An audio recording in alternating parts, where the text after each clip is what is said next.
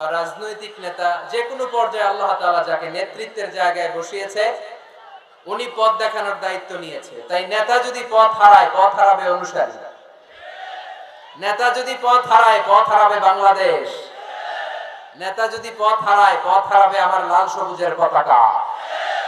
এজন্য আমরা আমাদের সকল পর্যায়ের নেতৃবৃন্দদের জন্য এই প্রোগ্রাম থেকে দোয়া করি, আল্লাহ তাআলা ওনাদেরকে যেন সুপথে রাখে এবং আমাদেরকেও যেন ওনারা সঠিক পথে পরিচালিত করতে পারে। আমরা সবাই আওয়াজ করে পড়ব আমিন। The leadership is the matter of influence. It's not the matter of position. নেতৃত্ব এটা ইনফ্লুয়েন্সের ব্যাপার, এটা পজিশনের ব্যাপার না। যে যত বেশি ইনফ্লুয়েন্সিয়াল, প্রভাব বিস্তারকারী, সে তত বড় নেতা। এটা ঠিক। কেউ যদি পজিশন পায় সেও নেতা, পজিশন পাইলেও নেতা। একটা দায়িত্বে বসে, একটা চেয়ারে বসে দায়িত্ব পালন করতে করতে তার মধ্যে অনেক যোগ্যতা চলে আসে, কিন্তু আসল নেতা তিনি যিনি প্রভাব বিস্তারকারী, ইনফ্লুয়েন্সিয়াল। এবার বলেন তো, আমার নবী বিশ্বনবী মুহাম্মদ রাসূলুল্লাহ সাল্লাল্লাহু আলাইহি ওয়াসাল্লাম উনি প্রভাব বিস্তারকারী নেতা ছিলেন কি ছিলেন না? মাইকেল এইচ হার্ট নাম শুনেছেন? একটা বই লিখেছিল, দি 100, a ranking of the most influential personality in the world. পৃথিবীর 100 জন মনীষীর জীবনী লিখে উনি বিখ্যাত হয়েছিলেন। 100 জন বিখ্যাত প্রভাব বিস্তারকারী নেতাদের মধ্য থেকে তিনি সর্বপ্রথম র‍্যাঙ্কিং এ যার নাম দিয়েছেন তিনি হচ্ছেন মুহাম্মদ সাল্লাল্লাহু আলাইহি ওয়াসাল্লাম। আপনাদের খুশি লাগে না? The 100 বইয়ের নাম, a ranking of the most influential personality in the world. পৃথিবী কাঁপানো 100 জন মনীষীর জীবনী তিনি লিখেছেন। আর 100 জনের মধ্যে নাম্বার 1 কারে দিবেন? আওয়াজ করে বলেন, নাম্বার 1 কে? তিনি প্রভাব বিস্তারকারী নেতা ছিলেন। এজন্য নেতা যদি পথ হারায় খবর আছে, ঠিক কি না? আমরা নেতাদের জন্য দোয়া করি ওনারা যেন পথ না হারায়। এই নেতাদের ব্যাপারে একটা আয়াত তেলাওয়াত করে আমি আমার আলোচনা শুরু করেছি, যেখানে আল্লাহ তাআলা বলছেন, ইয়াউমা নাদউ কুল্লা উনাসিম বিইমামিহিম। কিয়ামতের দিনটা হবে এমন দিন যেদিন প্রত্যেক দলকে আমি নেতা সহকারে ডাক দেব। পৃথিবীর প্রতিটি মানুষ নেতাদেরকে নিয়ে দাঁড়াবে। নেতারা যদি গোল্লায় যায়, অনুসারীরাও গোল্লায় যাবে। নেতা যদি জাহান্নামে, অনুসারীও জাহান্নামে। নেতা যদি জান্নাতে যায়, অনুসারীরাও জান্নাতে। চিল্লায় বলেন ঠিক কি না? এজন্য আল্লাহ বলেন, ইয়াউমা নাদউ কুল্লা উনাসিম বিইমামিহিম ফামান উতিয়া কিতাবাহুম বিয়ামিনিহি ফাউলাইকা ইয়াকরাউনা কিতাবাহুম ওয়ালা ইউযলামুনা ফাতিলা। সুবহানাল্লাহ পড়েন। আল্লাহ বললেন, সেদিন দুনিয়ার সব মানুষগুলোকে আমি তাদের নেতা সহকারে ডাকবো, নেতা সহকারে দাঁড় করাবো। সেদিন যাদেরকে ডান হাতে আমলনামা দেয়া হবে তারা তাদের আমলনামা পড়তে থাকবে। আর সেদিনকার বিচারে কারো প্রতি বিন্দু পরিমাণে জুলুম করা হবে না। সুবহানাল্লাহ পড়েন। তাহলে আপনি কি একা একা দাঁড়াবেন? আপনার সাথে কে দাঁড়াবে? আওয়াজ করে, আরো জোরে, সবাই মিলে বলেন নেতা। নেতা দাঁড়াবে, কর্মীরা দাঁড়াবে। এজন্য নেতা নির্বাচনের সময় সাবধান। নেতার অনুসরণ করে যদি কেউ জাহান্নামী হয়, কিয়ামতের দিন সবাই নেতাকে দোষারোপ করবে। ওয়াকালু রাব্বানা ইন্না আতা'না সাদাতানা ওয়া কুবারানা ফাআদাল্লুনাস সাবিলা। সেদিন তারা বলবে, হে আমাদের রব, আমরা আমাদের নেতাদের অনুসরণ করেছিলাম আর নেতারা আমাদেরকে ভুল পথ দেখিয়েছে। আজকে আমাদের আগে নেতাদেরকে আপনি শাস্তি দেন, নেতাদেরকে আগে জাহান্নামে ফেলেন, তারপরে নেতাদের পরে আমরা জাহান্নামে ঢুকবো। এজন্য প্রিয় ভাইরা, নেতা নির্বাচনের সময় সাবধান।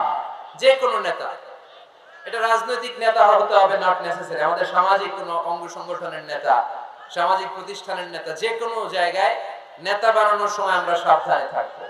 এবং নেতা যদি ভুল করে ফেলে ওনাকে ভদ্রভাবে শুধরে দেয়া, এটাও আমাদের দায়িত্ব। আওয়াজ করে বলতে হবে, ঠিক কি না? ঠিক। মসজিদের ইমাম সাহেব, উনি মসজিদের নেতা, ঠিক কি না? আওয়াজ করে বলেন তো, ইমাম মানে কি? আরো জোরে বলেন। ইমাম সাহেব জোহরের সালাতে 2 রাকাতের পরে বসার কথা, ইমাম সাহেব দাঁড়ায় গেছে, কি করবেন? কি করবেন? ইদা নাবা আহাদুকুম শাইউন ফি সালাতিকুম ফালিয়ুসাব্বিহ, পিছন থেকে আমরা সুবহানাল্লাহ পড়ব, ঠিক কি না? যদি বাংলাদেশে আমরা কি পড়ে ফেলি? আল্লাহু আকবার পড়ে ফেলি, এতে কাজ হয়ে যায়। কাজ হয়ে যায়। ইমাম সাহেব বুঝতে পারে যে সামথিং গেনা রং, কোনো কিছু ঝামেলা হচ্ছে, ভুল হয়েছে, উনি শুধরে যায়। কিন্তু আসলে পড়তে হবে সুবহানাল্লাহ, তাসবিহু লিররিজাল ওয়া তাসফিহু লিন-নিসা। ইমাম ভুল করছে, পুরুষরা ধরতে পারলে পড়বে সুবহানাল্লাহ। পিছনের পুরুষ মুক্তাদিরা কেউ ভুল ধরতে পারে নাই, পিছনের মহিলারা ভুল ধরতে পারছে, ওনারাও শুধরে দিতে হবে, ঠিক কি না? ওনারা কি করবে? এরকম তাসফিহ করবে, শুধরে দিতে হবে, ঠিক কি না? আচ্ছা, ইমাম সাহেব কেরাতে ভুল করলেন, একবার, দুইবার, তিনবার, ইমাম সাহেব বারবার আটকে যায়, করতে পারে না। তখন আমাদের দায়িত্ব কি? তাফতাহু আলাল ইমাম, ইমামকে ছুটাই দিতে হবে, শুধরে দিতে হবে, ঠিক কি না? তো মসজিদের ইমাম যদি ভুল করে, মসজিদের নেতা ভুল করলে যদি শুধরে দিতে হয়, সমাজের নেতাও ভুল করলে শুধরে দেওয়ার দরকার আছে না নাই? এটাও শুধরে দিতে হবে নসিহতের মাধ্যমে, সুন্দর পরামর্শের মাধ্যমে। নেতারাও মানুষ, ওনারা ফেরেশতা নয়, ওনাদেরও ভুল হয়ে যেতে পারে। নসিহতের মাধ্যমে, সুন্দর পরামর্শের মাধ্যমে নেতাদেরকে শুধরে দিতে হবে, ঠিক কি না? আওয়াজ হবে না, এটা লাস্ট চান্স। এরপরে আওয়াজ দেখলে থামতে বলবো না, আমি চলে যাব। একটা আওয়াজ হবে না এখন।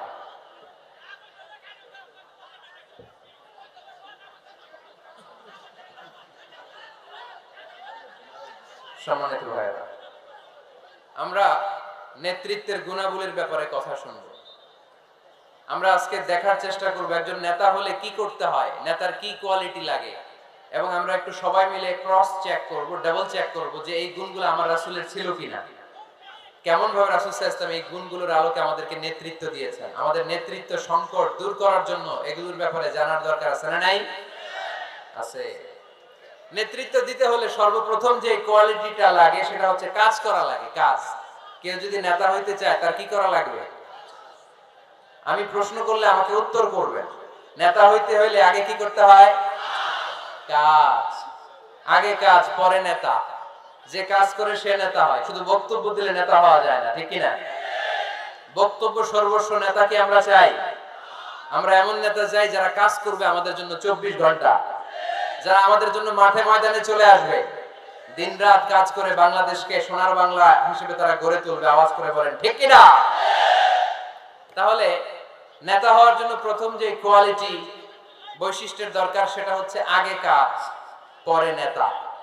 আমি প্রশ্ন করব, আপনারা আওয়াজ করে উত্তর দিন। আগে কি? সবাই উত্তর দিতে পারেন নাই, আওয়াজ করে বলেন আগে কি? পরে কি? আগে, পরে, মনে থাকবে? তাহলে নেতৃত্ব দিতে হলে প্রথমে কাজ করতে হয়।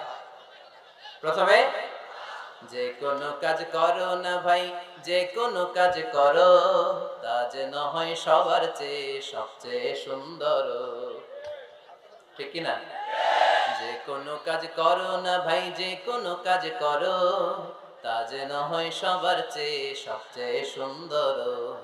হোক না সেটা পড়া লেখা, রঙের ভাষায় ছবি আঁকা, হোক না সেটা সামান্য কাজ কিংবা মহত্তর, তা যেন হয় সবার চেয়ে সবচেয়ে সুন্দর। যে কোনো কাজ করো না ভাই, যে কোনো কাজ করো, তা যেন হয় সবার চেয়ে সবচেয়ে সুন্দর, ঠিক কি না? যেটাই করি আমরা ওটার জন্য উইথ প্রফেশনালিজম, সর্বোচ্চ এফোর্ট দিয়ে যেন আমরা করি। যে করতে পারবে সেই নেতা হবে, সেই নেতা। তাহলে আমরা বুঝলাম আগে কাজ, পরে to serve before to lead. I repeat, আমি আবারও বলছি, to serve before to lead. নেতৃত্ব দেওয়ার আগে আগে কাজ করতে হবে। আরবিতে বলে সাইয়্যিদুল কওমি খাদিমুহুম। জাতির নেতা তো সে হয় যে জাতির খেদমত করে। খেদমত না করে নেতা হওয়া যায়? কাজ না করে নেতা হওয়া যায়? যায় না। এজন্য আগে কাজ। বক্তব্য দিলে চলবে না, ওই নেতা আমরা মানি না। কাজ করে দেখেন আপনি আমাদেরকে। জনগণের জন্য কাজ করেন, দেশের জন্য কাজ করেন, মাটি ও মানুষের জন্য কাজ করেন, then you are our leader. তখন আপনি আমাদের নেতা, আপনার স্থান আমাদের হৃদয়, ঠিক কি না? এবার আসলে আমরা দেখি যে আল্লাহ রাসূল সাল্লাল্লাহু আলাইহি সাল্লাম উনি কাজ করতেন কিনা, উনি কাজ করতেন কিনা, নাকি উনি বসে থাকতেন আর বক্তব্য দিতেন? দেখার দরকার আছে না নাই? শুরুতেই আমরা বলেছি আমরা দেখব লিডারশিপের যে কোয়ালিটি গুলো, এগুলো আল্লাহর হাবিবের জীবনে পাওয়া যায় কিনা কোরআন সুন্নাহর আলোকে আমরা ক্রস চেক করব ইনশাআল্লাহ। পড়ে আল্লাহর হাবিবের কাছে কোরআনের প্রথম 5 আয়াত নাজিল হলো। আল্লাহর হাবিবের বয়স তখন 40 বছর।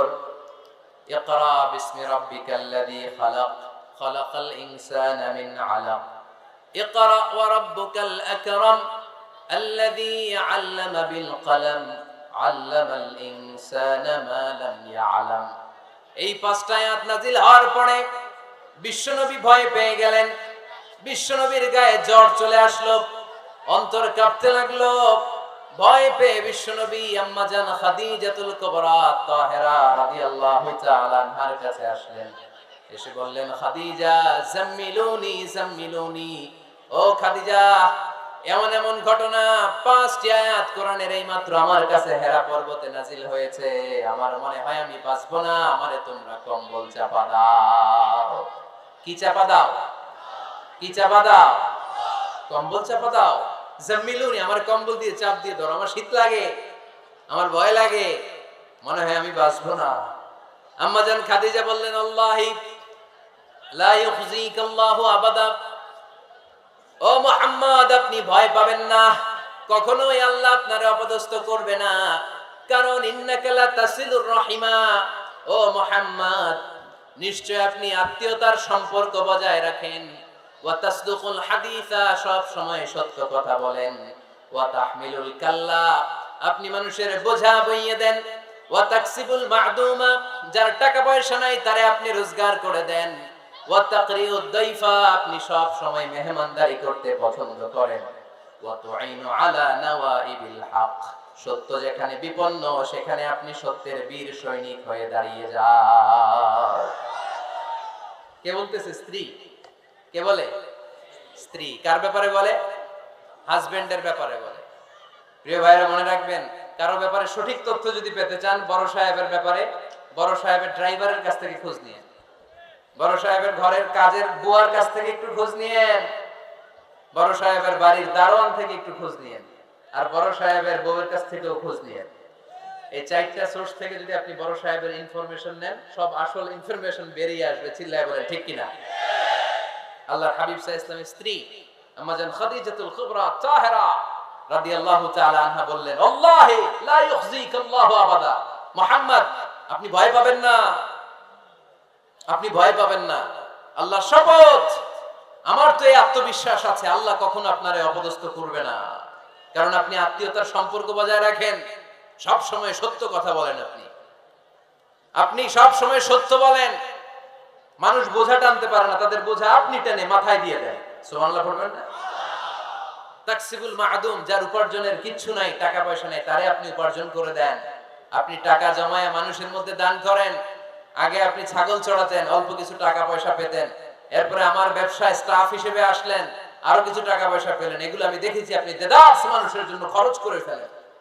যা টাকা পয়সা আছে এগুলো আপনি মেহমানদারিতে খরচ করেন, আর যেখানে সত্য বিপন্ন সেখানে আপনি লড়াকু সৈনিক হয়ে দাঁড়িয়ে যান। 6টা গুণের কথা বললেন। সুবহানাল্লাহ পড়েন। প্রিয় ভাইরা একটু চিন্তা করেন, তখনও উনি নবী হয় নাই, নবী যে হবেন এটা জানতেনই না। আল্লাহর ইলমে তিনি নবী, কিন্তু অফিশিয়ালি নবী হয়েছেন তিনি পৃথিবীতে 40 বছর বয়সে, ঠিক কিনা?